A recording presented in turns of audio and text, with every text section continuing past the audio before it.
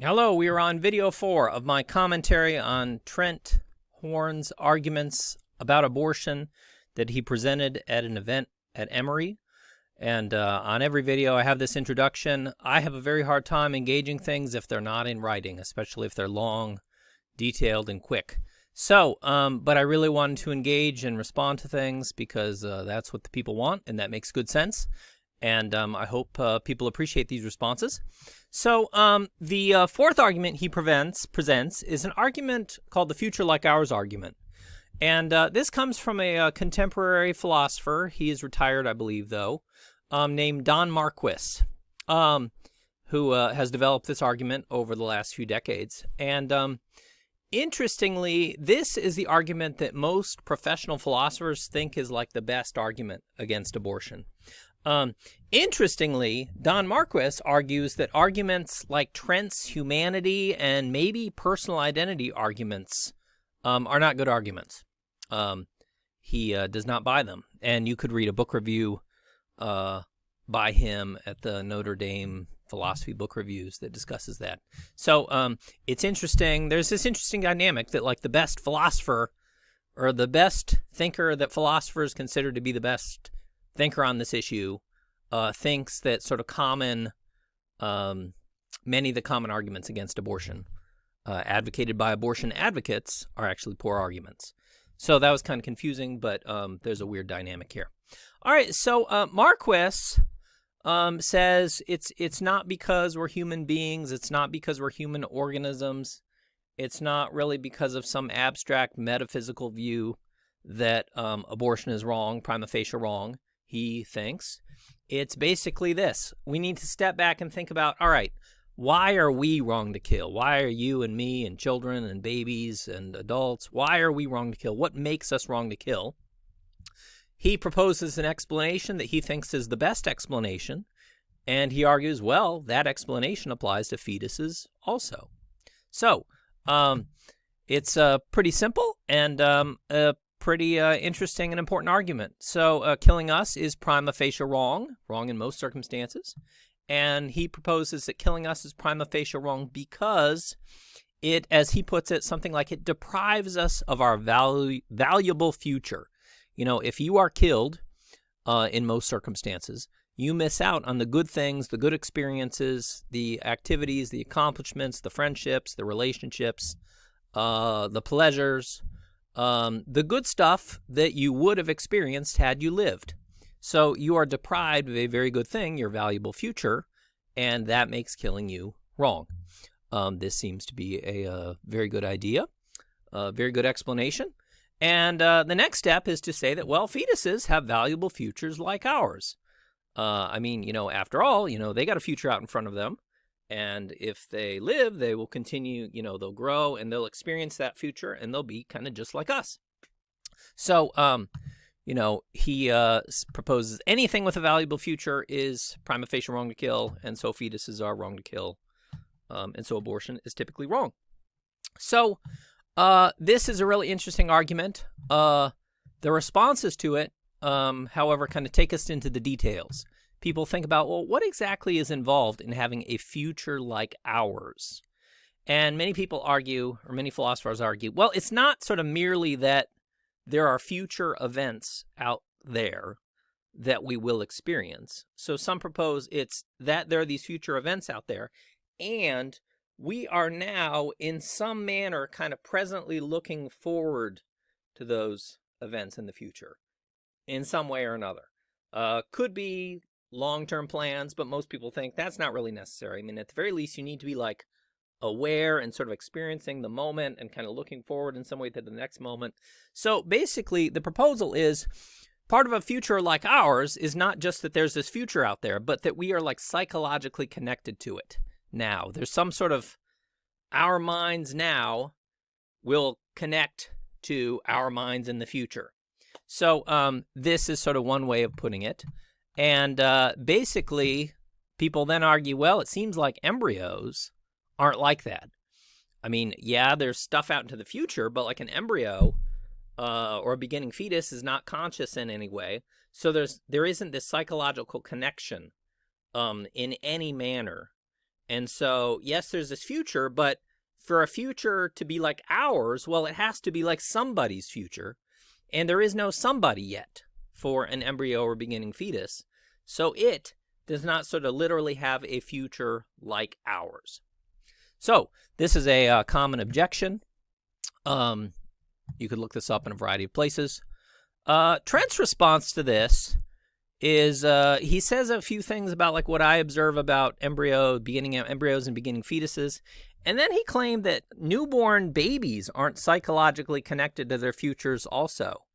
And I think this is sort of hard to believe. If you've been around a baby, you know that, babies are aware of things. They have feelings. They like know who different people are. We don't really know what it's like to be a baby, but there is a way to be a baby. And I think babies sort of, they exist over time sort of as individuals. It's not just their bodies. So you sort of hear stories about like people like playing music to a fetus later in pregnancy and getting some kind of reactions. And then like when maybe the baby is born, play the music, the baby has a similar reaction or something like that. It's like the baby remembers the music or has some sort of, there's something going on in the baby's mind about that music. So, again, Trent says newborn babies aren't psychologically connected to their futures, and I think they are in some manner. I mean, they're aware of things. They're aware of the next moment. There's some connection, with, embryos and beginning fetuses. You don't have that at all. So I want to throw in the observation that like a baby, as far as my observations of a baby is not like this sort of mythical 10-second memory goldfish, where like everything's new every 10 seconds for them. Babies have awareness of the world that kind of continues over time. All right. So that's basically what Trent had to say about that argument. I guess I should also observe that there's an interesting, very abstract metaphysical objection that claims that Marquis's argument makes contraception and even abstinence wrong. But I'm going to leave it to the metaphysicians to check that out if you want to look that out. It depends upon thinking what things are and the observation that you can have a single thing with different parts that are separate or that there's space between them. I mean, in fact, like almost everything, every single thing has parts with some space between them. So people think like, well, that would kind of suggest there's this egg and way over there's this sperm that would fertilize it. And that abstract object thing seems to have a valuable future that those things not coming together would prevent, and that would seem to be wrong. So this, again, is kind of metaphysical, pretty controversial, but you could look it up if you wanted to. I, again, want to go back to the observation that Marquis's observation arguments are kind of popular with philosophers, much discussed with philosophers. Most philosophers don't agree with the arguments, but they think they're like the best arguments out there, it seems. So, but his arguments are not particularly popular with kind of the average person who strongly opposes abortion. Why might that be? Well, his arguments can support euthanasia, either active or passive, because somebody could have a very bleak future. They could have a bad future and decide they don't want to experience that bad future, so would prefer to die. Conceivably, although his argument is an argument against abortion, his argument could support some abortions. And I think if there's a very sort of bad future expected for the fetus or the born child, that's possible. Another thought is that his arguments can be adapted to apply to animals also. So this keeps coming up. I don't mean it to be coming up, but these are related issues in some ways. They're related because they're kind of different from kind of typical average human being to average human being ethics. And there's some similarities and differences. Fetuses, of course, are biologically similar to us, but beginning ones are different from us in that they lack psychologies, they lack minds. Animals are biologically different from us, but many of them are similar to us in that they, wait, did I say similar? Yeah. They're different from us in that they're different biologies, but they're similars in terms of psychologies. So there's some connections between these issues, and understanding one can help you understand the other. All right.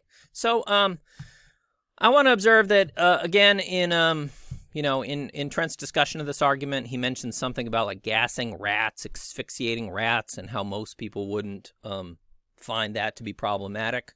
Well, of course, if somebody said like, well, most people don't find abortions to be problematic, people would react, well, that doesn't really matter. I mean, because people's reactions, maybe they're ill-informed, maybe they don't understand the arguments, maybe they're not fair, et cetera, et cetera.